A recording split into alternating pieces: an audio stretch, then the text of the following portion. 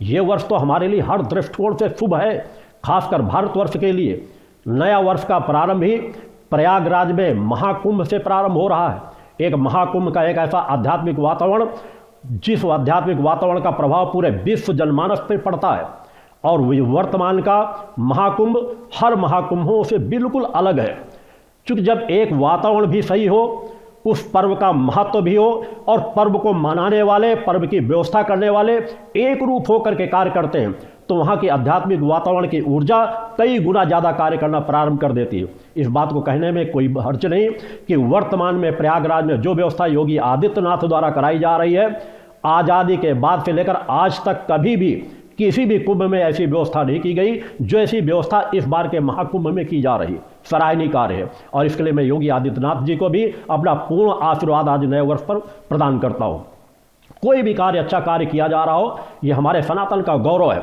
जब कोई सनातन का गौरवशाली प्रहरी खड़ा होकर के सनातन की तरफ कदम उठाता है तो ऐसी ही व्यवस्थाएं सहज भाव से की जाती है।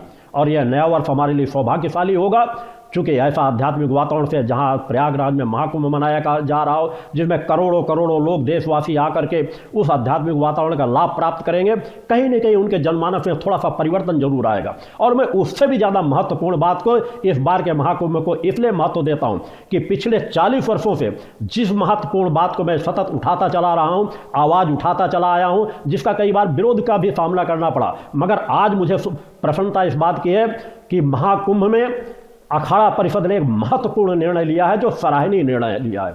उन्होंने कहा है कि इस महाकुंभ में हम सभी जाति धर्म संप्रदाय के लोगों के एक समान जोड़कर चलेंगे, छुआछूत को मिटाने के लिए कार्य करेंगे और जिन जातियों को हम अब तक नज़रअंदाज करते रहे उनके लोगों को हम अपना शिष्य बनाएंगे, उनको महामंडलेश्वर बनाएंगे, उनको सम्मान का स्थान और पदवियाँ दी जाएंगी।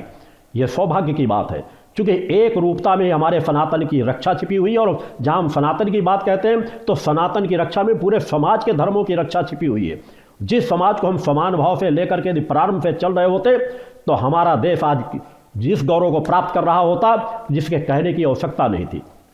मगर आज तक जो ये गलतियां की गई हैं, महाकुंभ से सुधारने का सौभाग्य प्राप्त हो रहा है और ऐसा निर्णय लिया जा रहा है अखाड़ा परिषद द्वारा, सराहनीय है, जिसकी मैं बार बार सराहना करता हूं।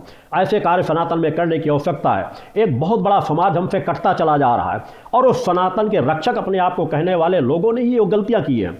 छुआछूत को बढ़ावा देना, जातीयता को बढ़ावा देना, गुरुकुलों में बच्चों को प्रवेश न देना। मेरा मानना है कि महाकुंभ से अखाड़ा परिषद को और महत्वपूर्ण निर्णय लेना चाहिए कि हर गुरुकुल में सभी जाति के बच्चों को प्रवेश दिया जाए। योग्यता हर जाति में होती है, हर समाज में होती है। हमें ज्ञान को कभी भी किसी जाति के आधार पर बांट करके नहीं रख देना चाहिए। और जिस दिन हम ऐसा निर्णय लेना प्रारंभ कर देंगे, हमारा सनातन और सशक्त रूप से आगे बढ़ना प्रारंभ कर देगा। नए वर्ष पर हमको सभी लोगों को संकल्प लेना है कि हम एक आध्यात्मिक वातावरण को लेकर के जीवन की यात्रा तय करें।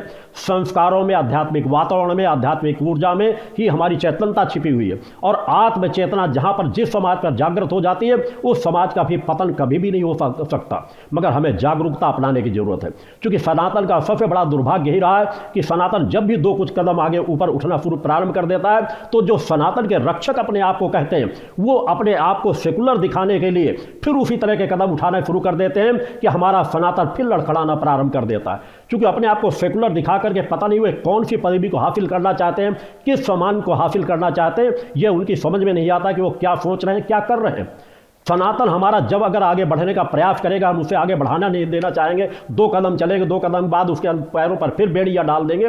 इसी का कारण है, दुर्भाग्य है कि जिस समय किसी समय सनातन विश्व का सर्व एकमात्र ऐसा धर्म था जिसे अधिकांश लोग अपनाते थे, आज दुर्भाग्य है कि ईसाई समाज एक बहुसंख्यक में रूप में हो गया, दूसरे नंबर पर इस्लाम धर्म आ गया और तीसरे नंबर पर आकर हिंदू समाज आकर के खड़ा हो गया है। क्योंकि हमने अपने समाज का विस्तार करना ही नहीं चाहा, ज्ञान का विस्तार करना ही चाहे। ज्ञान के विस्तार से सनातन का विस्तार छिपा हुआ है। हमने अपने आप को केंद्रित कर दिया, एक सीमाओं में हमने बांध लिया कि ऐसी शिक्षा केवल ब्राह्मण परिवारों को दिया जाए, ऐसी शिक्षा केवल इनको दी जाएगी, हम इसके घर का छुआ हुआ पानी नहीं पिएंगे, हम ऐसा नहीं करेंगे। और कोई भी कुछ करता रहे, बस आपस के उसी तरह के नारे लगा देने शुरू कर दिए जाएंगे।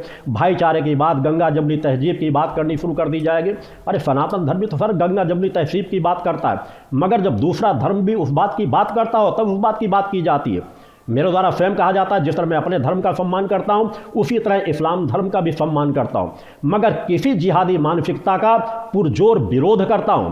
आज की जो परिस्थितियां हैं उन परिस्थितियों में हमारे सनातन के प्रहरियों को सजग होने की जरूरत है।